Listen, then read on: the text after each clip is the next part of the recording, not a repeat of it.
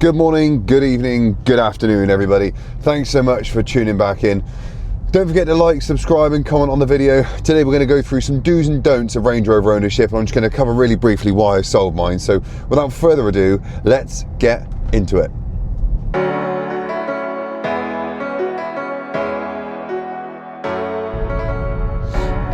So if you've been following the channel, or you're new to the channel, welcome. But if you've been following, you'll know that I've had a Range Rover Sport for about 18 months now. And I've documented really my sort of ownership over those last 18 months, tried to give some advice, hints and tips, do's and don'ts, but I think I'm going to summarize that in today's video. But first, the news is I have sold the car. I no longer own my Range Rover Sport, and the reason for that is nothing other than, to be quite frank, the fact that a car came up. This car, some of you might recognize what it is, but I'll do a separate video on that shortly. This car came up. I've always wanted one. I fancied one. It financially made sense. I was in the right sort of place for it at the time, so I decided to go for it. So the Range Rover's gone. No other reason than that. I didn't get sick of owning it. It didn't go wrong catastrophically. It didn't go wrong all the time and bore me. That's all it was. I wanted this car. It came up, so I bought it. And that's that, really. So I think the next part of the video is we're going to cover some do's and don'ts, so that if you're interested in buying a Range Rover or a Land Rover product, or you own one and you're looking for some sort of insight, then this might be able to help you. So again, without further ado, let's get into that.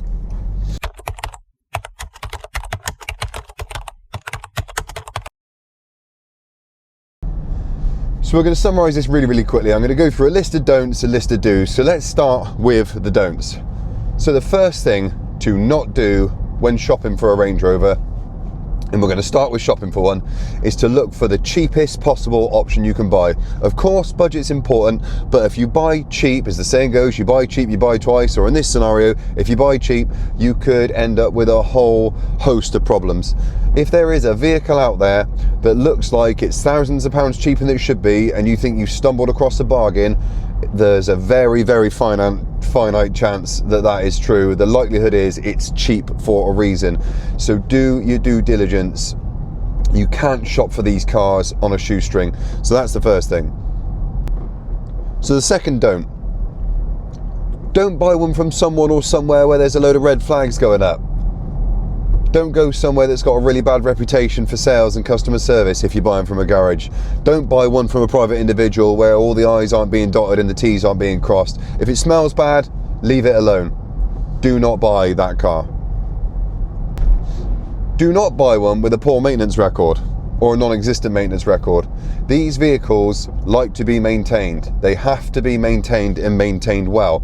Otherwise you can encounter problems, and I'll go into that in a little bit more detail later on. So do not buy one with a non-existent or poor service history. Do not buy one if it doesn't sound right. You've got to get these cars on a test drive. You must do your due diligence. Check the MOT history, check the vehicle service history. Make sure that you've researched where you're buying the car from. Make sure you've asked, if it's an individual or private sale, the right questions. Make sure you understand the garage's morals and aftercare service. Do not, if the car doesn't sound or smell right, buy it. When you get it on a test drive, if something isn't right, but you've fallen in love with the car because of how it looks, the equipment level, or because it's cheap, you need to be strong enough to walk away. Do not buy that car. These cars are supposed to be smooth, refined, powerful. You should and will know if it's not a good one. Again, if it doesn't smell right, feel right, or sound right, do not buy that car. So let's say you bought one. Do not run the car on a shoestring. Do not think that these cars are cheap to run. Relative, I guess, to what you're coming from before. If you're Range Rover to Range Rover, then you'll understand what the transition is and how much that sort of thing is going to cost. But do not think you can run these cars on a budget or a shoestring, because it does not work. These cars are premium vehicles. Once upon a time, they were 70, 80, 90,000 pound cars, sometimes more, depending which one you buy. Do not think you can run one on a shoestring. It will definitely come to bite you. They don't like budget oils. They don't like budget parts. You cannot skimp on these cars. It will upset you. So do not run these on a tight budget. Do not think that these cars can give you trouble-free motoring, and that the horror stories you've read are just you know, 1 in a million. Don't get me wrong, these cars are not ridiculously unreliable. You haven't got to worry every time you turn the key. A bad one will upset you, definitely, and they're premium cars, so they definitely can go wrong, and when they go wrong in a much bigger fashion than your typical everyday car. Obviously, there's various complicated systems on these cars. It's a big lumpy engine, they've got a heavy duty 4-wheel drive system and transmission. When stuff goes wrong, they go wrong attached to premium bills. Do not think you're going to get trouble-free motoring with a Range Rover, because if you do, I think you'll really upset yourself. And don't be in a rush. Don't be in a rush to buy one. These aren't rare cars. They're not limited numbers produced, are they? Do not be in a rush. That's the easiest and quickest way to upset yourself by buying anything, really, but particularly a big ticket item. Do not be in a rush to buy one. Take your time, do your due diligence, do your research, watch my videos. Do not be in a rush to buy one. Do not rely on systems to tell you when the car needs something. In this modern age, I think we rely far too much on the car to tell us when it's not well. The expectations people have these days of the car coming up with its symptoms and displaying them to you before anything could go wrong, or you get upset about anything, I think it's crazy.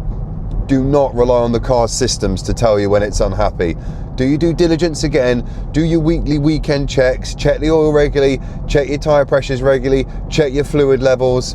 Check. Just make sure the car's happy and healthy all the time. Do not rely on the car to tell you when it's unhappy, because if you've neglected something, like your oil for example, it could be too late by the time the car tells you.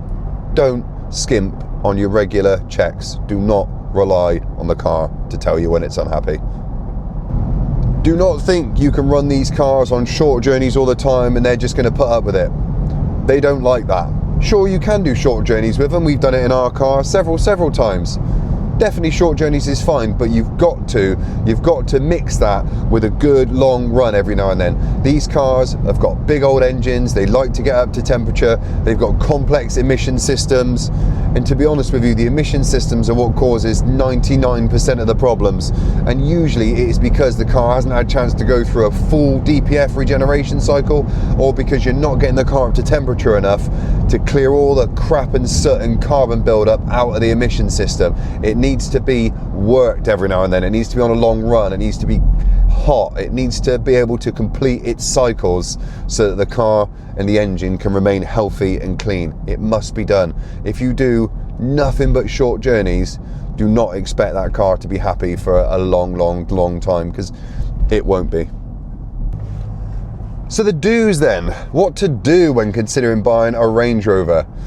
First off, do take your time. You must take your time when looking to buy one of these cars, and even before you're buying one, make sure you do your research and your due diligence. Check the videos out, because these cars aren't for everybody. I love these cars, but I'm not advocating that everybody should buy one, because it isn't for everyone.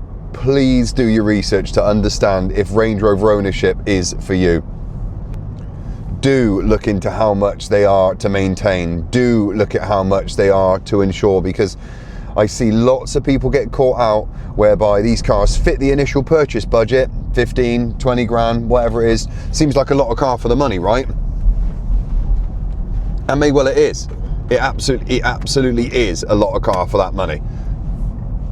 But the journey doesn't end there. You've got to run the thing. As I said, you've got to maintain it, you've got to service it, you've got to put tyres on it, you've got to put brakes on it, you've got to insure it, you've got to repair it when it goes wrong.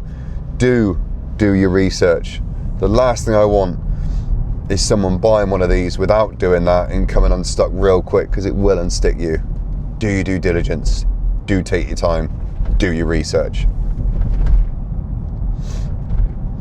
Do buy one from a reputable place, or if it's a private sale, you must do as much investigation and research as you possibly can. Service history, MOT history checks, all the good stuff. See if it's been regularly maintained, if there's a local garage that it's always been to, if there's any major work that's been completed. do absolutely do as much investigation as you possibly can. If you're buying one from a garage, make sure you do buy one from a reputable place with a good after sales and warranty program. Do consider a warranty. I always pair my purchases of these cars with a warranty, absolutely, and they've always paid for themselves, to be quite honest. Because as I said, when they go wrong in a big fashion. Do consider a warranty. But with the warranties, again, do your due diligence. Make sure you absolutely understand all the ins and outs of the warranty you can attach to this car.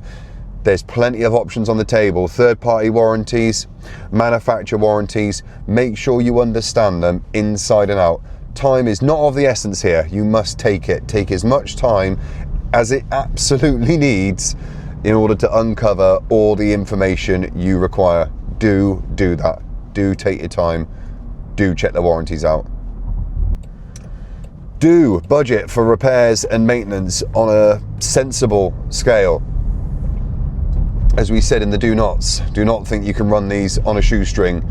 Do budget for that. You must set aside a sensible portion of money every week or every month or every year so that you can fix whatever needs fixing or pay for whatever needs paying for. Don't forget, even if you do get a warranty, you still do need to maintain these cars. Warranty's not going to cover you for servicing, it's not going to cover you for brakes, it's not going to cover you for tyres, it's not going to cover you for consumables, so you do need to budget for that. So you must do your research and you do need to understand what sort of figure that looks like, because that's where, as I said, people get really unstuck.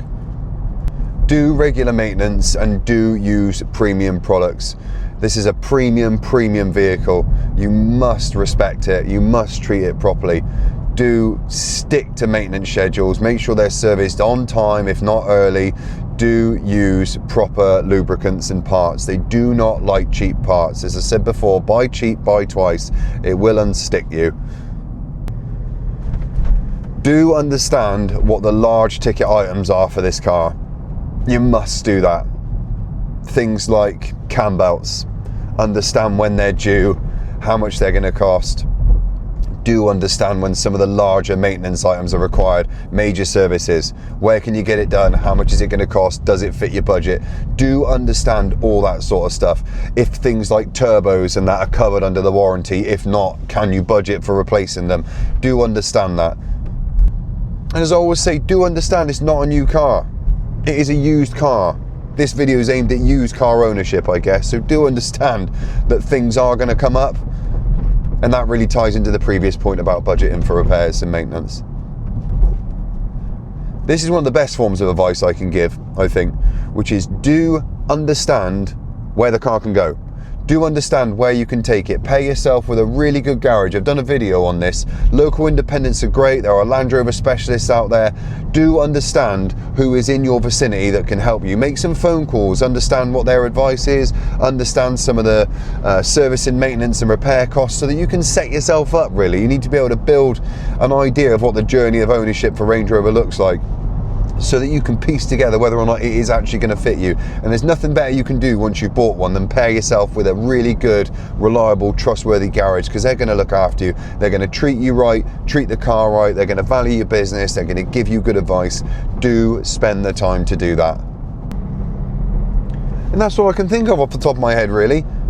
Above all, do enjoy it. If you buy one, do enjoy it. And I think watching this video and watching the other videos, which I'll put a link in the description for, if you watch and listen to my videos properly, you should be able to enjoy Range Rover ownership. If not, hopefully it means that it doesn't sound like it's something you'll enjoy, so you didn't buy one, which I'm equally as happy about. I'm not an advocate for everybody buying these cars. I'm not trying to sell them to everybody. What I really want to do is uncover exactly what the reality of owning one is, so that people don't come unstuck. I love the Range Rovers. I've understood all the do's and don'ts that I've just been through, and I thoroughly enjoy my car. I think they are superb value for money, a really nice looking car still. They're an absolute pleasure to drive, and I sincerely think, and always have and always will, that when a Range Rover is on point, there's nothing else quite like it. And for the money you can pick one up for, they are fantastic purchases, bang for buck. They really, really are. And I think we'll end the video there. I hope you've enjoyed it. Thanks so much for watching. Make sure you leave a like, it really helps the video out. Don't forget to leave your comments. I love to engage with people and I'll do my best to respond to all the comments. And of course, subscribe. We'd love more followers. We really appreciate the following we got so far. But once again, thank you so much. I look forward to seeing you in the next video.